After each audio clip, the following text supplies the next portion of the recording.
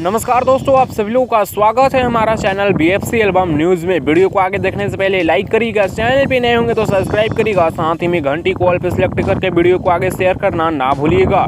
दोस्तों, आज इस वीडियो में बात करेंगे भोजपुरी सिनेमा अवार्ड के बारे में, जो पिछले बीते दिनों कोलकाता में संपन्न किया गया है। जहाँ तो उस अवार्ड शो में भोजपुरी के रवि किशन, मनोज तिवारी, दिनेश लाल यादव, निरहुआ और खेसारी लाल यादव वहाँ पे पहुँचे थे। और भी भोजपुरी के न जाने कितने कलाकार पहुँचे हुए थे। फिलहाल वहाँ पे पावर स्टार पवन सिंह जी नहीं गए हुए थे, लेकिन खास बात यह है कि वहाँ पर बेस्ट सिंगर और बेस्ट एक्टर का अवार्ड खेसारी लाल यादव को दिया गया। बेस्ट एक्टर का अवार्ड ना दिनेश लाल यादव को, ना बेस्ट सिंगर और ना बेस्ट एक्टर का अवार्ड पवन सिंह को दिया गया है।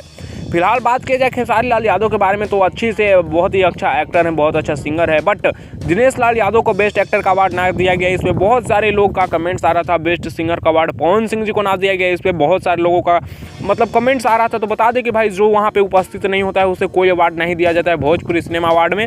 यही सच्चाई है, यही रियलिटी है उसे।